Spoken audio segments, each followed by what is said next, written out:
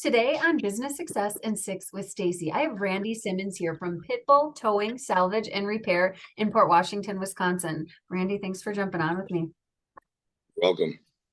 I am excited to share with our clients, community, and followers what you do in business, why you started, how you started. If that's okay, can we talk about Pitbull? Yeah, let's go. All right, here we go. When people ask you what Pitbull Towing, Salvage, and Repair does, how do you describe your business? Um, we are one-stop shop. That's how I'd best describe it. We can tow you, we can repair it, um, all under one roof. Awesome. Yeah, and that's something that when we talk about repairing our vehicles, a lot of people are a little bit nervous. They don't know who they're going to see, what experience they're going to have. And I know when you started your business, you started it on honesty. You wanted to be that person that people can trust. What were your plans when you started your business in 2017, and how have they changed? Well, I mean, there's a ton of auto shops, and auto repair is kind of like choosing a doctor, except when you go and you have to have a major surgery done, you want to make sure that doctor has done it before and isn't new to it, and it's who you trust. So no matter where he is or she, you will go. Same with auto repair. We have people that come from an hour away because a lot of shops will just take you for a ride, and you need this, you don't. And what I thrive on is giving people only doing what they need, recommending stuff.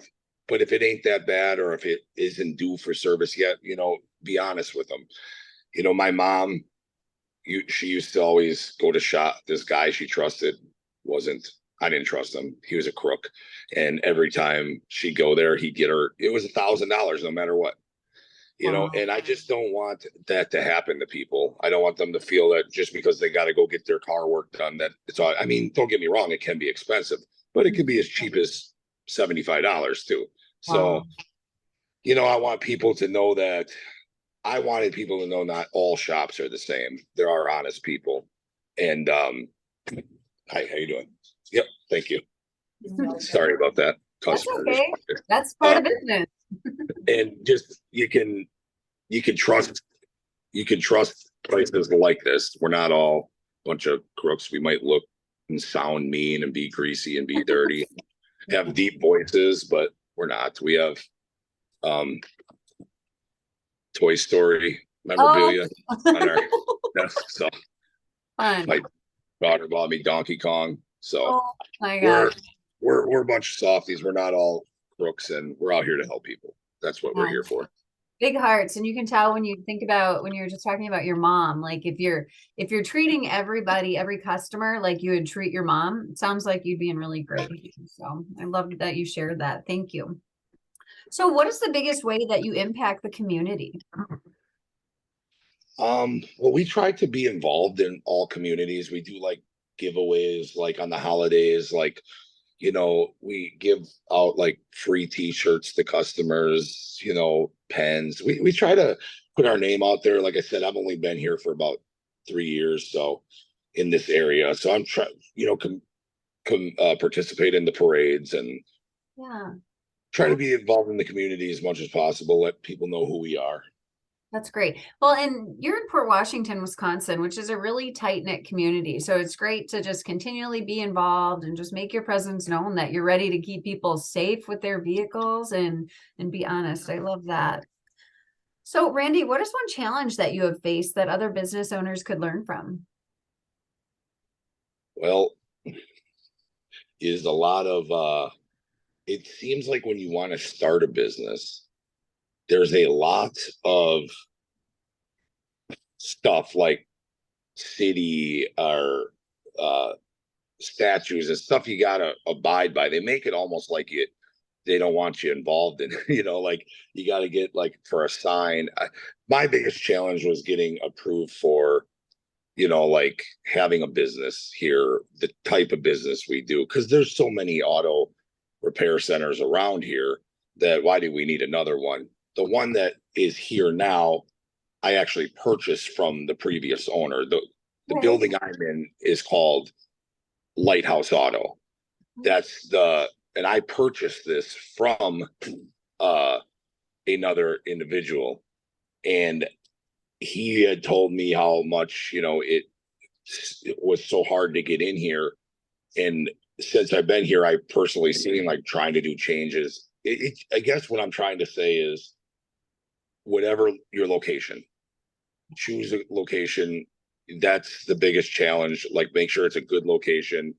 It's, not like a lot of competition, because that's what I've run into, is a lot of competition. Okay. And that would be my biggest advice, is location. Like, Yeah, and you even talked about signs. I mean, I know most cities only allow like certain square footage, or if you want to change the sign, you have to go through hoops and loops. Did you experience anything like that as well? I still am. I'm trying to change. So the sign on the building right now is Lighthouse Auto. That's Okay. what I bought. And Pitbull Towing, Salvage, and Repair was my business, my towing business that I brought in and combined the two. Sure. Well, I'm still trying to get my Pitbull Towing sign up on the building, and I still haven't been able to. They want all, it's got to go through rezoning. It's the same type of business. I just want to add a sign, and they're just making it so difficult to do that. Oh, that's horrible. I'm sorry. That's really frustrating too, because when you think about signs and branding, like that's who you are, and that's what you want people to recognize you as. So Yeah. interesting. Thank you for sharing that. So what does the future look like to Pitbull? And do you have an exit plan? Well, I'm hoping that, when they come out with flying cars, I don't know anymore. I mean, as long as they got four wheels and need to be towed, I think we're going to be okay. Uh, Totally. So you have 5 people that work with you right now, right? yeah, they work with me. Yeah. So when you purchased the business and merged your business in, how many were those same people with you, or were they different people? Can you share a little Yeah, bit there was three people already here. more? And Okay. then me and uh my other guy that drives for me. And we just, so I mean, I get five including me. Sure. Awesome. Well, thank you so much. And what about an exit plan? Do you think you want to keep the business for a long time? Do you want to sell it? Do you want to stay in Port Washington? Well, this is what I like to do. Cars, towing. It's what I know. It's what I'm good at. I'm not good at heart surgery. I don't try to get me to do that, because if I can't use a pliers, I don't want to go inside your body. But Right. it's what I'm good at. I like helping people. I like, when they're stranded, like, they're happy to see us, or they're not, because they got to pay a bill. So it goes either way. Yeah. But I like to just be involved in the business, help people get, things back on the road, I like fixing things. I like the challenges, as far as towing. Not every tow you go on is going to be the same tow. Sure. Different car, different things. So this is where I want to be. I don't want to do any other. If I'm going to be in business, this is what I like to do. I love it. And what I love that you said is that this is what you're good at. And our coaches talk to our clients all the time about just get really good at what you're good at. And you can hire out the other things if the accounting or whatever, you can hire that stuff out. But when you get to be the expert in what you're good at, that's when your business is going to grow and people are going to refer. So I love that you said that. And then the second part of that, it's what you like to do. Not only are you good at that, but that's what you like to do. So it seems like it's a really good combination. Yep, that's what I like to do. So I was always, another advice I have for people: if you don't like what you do, you're going to have a long, hard life. And and sometimes you can't help it. Sometimes people have to do something that they hate just to support their family. And I've been there. That's one reason I started my own business, is because if you hate going to your job, or you spend most of your time, life's going to be hard. But if you like doing what you're doing, even if you don't make as much money, Sure. like, it just makes everything easier. This business, it's lucrative, but it isn't like real estate. It's not like owning a Walmart or a fast food joint. After paying everybody, you make enough to get by. But the point is you like it, and at the end of the day, you enjoy doing what you're doing. So that makes up for the difference. That's my advice and on what I you love choose, that. what you choose to do for a living. I love that. And then you get to bring Toy Story figures and whatnot from your daughter into there and share that too. You get to share part of your life. I love that so much. So my final question for you, Randy, is all subjects open. What inspires you most? Um, that's a wow. Um,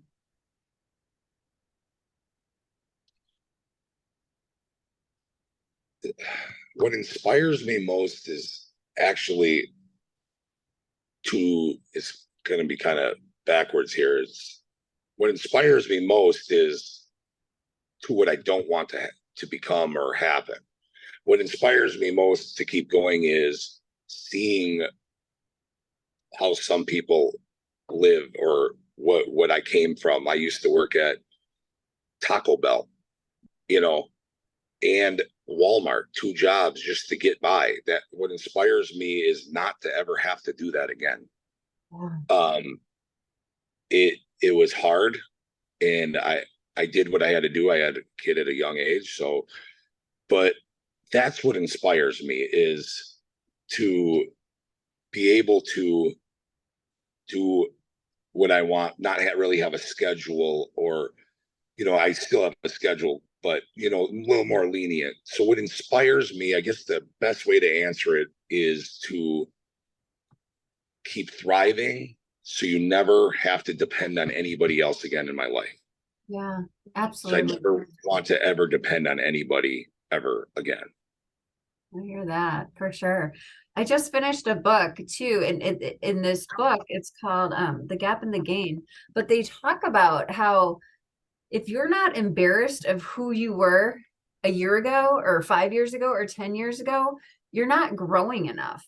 So, like you don't want to go back to who you were. You want to continually evolve and be a better you and inspire other people. So that's what I just got from you as well. So just being able to grow and thrive and not have to look back and say, oh, I don't want to do that again, but to be proud of who you are. I love that.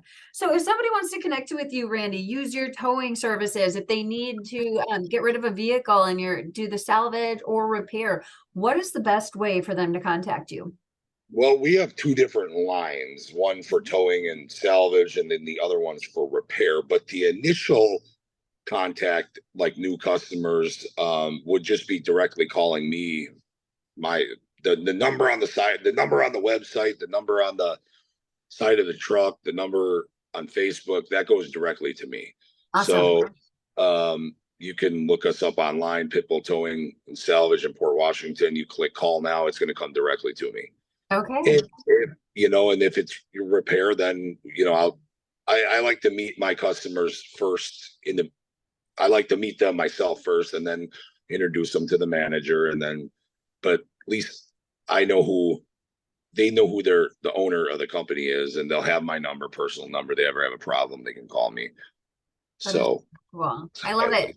And then you also said you are on social media like Facebook, so people can easily, I know Facebook is the way that a lot of people get information, so they can do that as well. Thank yeah. you so much for your time. Thank you for being honest. Thank you for having that mom rule. Like this is how I'm going to treat my mom. This is how I'm going to treat you. I absolutely loved you sharing that. Thank you so much, and good luck in 2023 and beyond. All right, thank you, appreciate it.